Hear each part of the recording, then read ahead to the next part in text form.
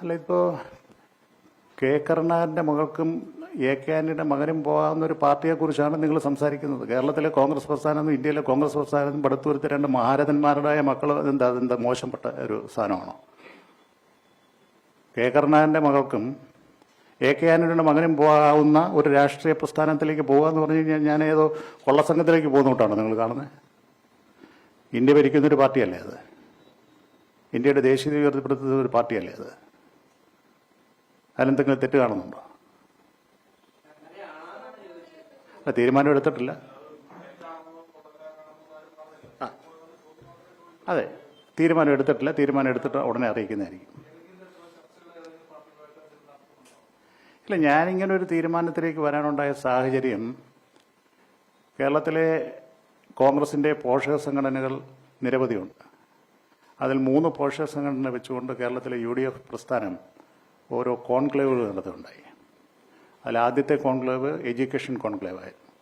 കേരളത്തിൽ UDF അധികാരത്തിൽ വന്നു കഴിഞ്ഞാൽ വിദ്യാഭ്യാസ മേഖലയിൽ വരുത്തേണ്ട പരിവർത്തനങ്ങൾ എന്തൊക്കെയായിരിക്കണം എന്നുള്ള ഒരു ചർച്ചയായിട്ടുള്ളൊരു വൺ ഡേ കോൺക്ലേവ്.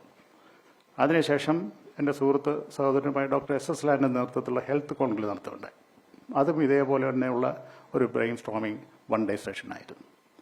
അതിൻ്റെ പിന്തുടർന്നുകൊണ്ടാണ് ജനുവരി മാസം 17-ാം തീയതി എറണാകുളം ലീ മെറിഡിയൻ ഹോട്ടലിൽ വെച്ചൊരു വൺ ഡേ കോൺക്ലേവ് നടന്നത്.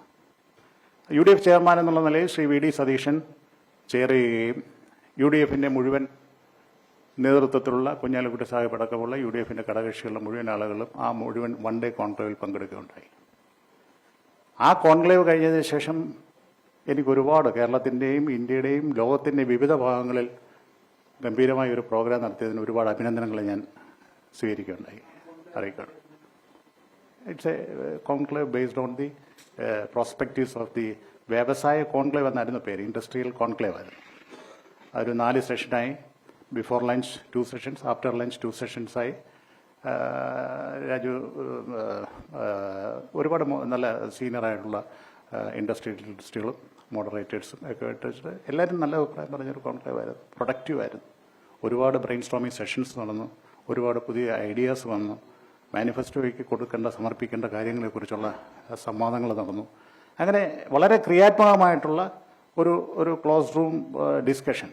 സാധാരണ കോൺഗ്രസിൻ്റെ ഒരു തനതായ ശൈലിയിൽ നിന്ന് നടക്കുന്നതിലുപരിയായി ഓരോ വെർട്ടിക്കൽസിൻ്റെയും എക്സ്പേർട്സിനെ പങ്കെടുപ്പിച്ചുകൊണ്ട് അവരുടേതായ ആശയങ്ങൾ സ്വാംശീകരിച്ചുകൊണ്ട് അത് UDFിൻ്റെ പ്രകടന പത്രിക വരുമ്പോൾ എങ്ങനെ ആക്കി തീർക്കണം എന്നുള്ള തീരുമാനവുമായിട്ടാണ് അവിടെ ഇറങ്ങുന്നത്. അതിനുശേഷമാണ് അതിൻ്റെ സംഘാടന രീതിയെക്കുറിച്ച് ഒരിക്കലും പ്രതീക്ഷിക്കാത്ത കോൺഗ്രസിൻ്റെ നേതൃത്വത്തിൽ നിന്നും വിമർശനം ഉണ്ടാകുകയും ആ വിമർശനം അതിൻ്റെ എല്ലാ പരിധികളും വിട്ടുകൊണ്ട്, സാമാന്യ ഭാഷയുടെ മുഴുവൻ പരിധികളും വിട്ടുകൊണ്ട് ആ കോൺക്ലേവിന് നേതൃത്വം കൊടുത്ത UDF ചെയർമാൻ അതിലെ നേതൃത്വം കൊടുത്തതിലുള്ള അതൃപ്തി അറിയിച്ചതോടുകൂടിയാണ് ഇതിൻ്റെ പോക്ക് ശരിയല്ല എന്ന് ഞാൻ പൂർണ്ണമായും ബോധ്യപ്പെട്ടതും ഞാൻ ഇതിൽ നിന്ന് ഈ മൂവ്മെൻറ്റുമായി പൂർണ്ണമായും വിട്ടുമാറാനുള്ള തീരുമാനമെടുത്തത്. വിമർശനമൊക്കെ നമുക്ക് അക്സെപ്റ്റ് ചെയ്യാൻ പറ്റുമല്ലോ. വിമർശനം എന്ന വാക്ക് വളരെ സ്വാഗതാർഹമല്ലേ?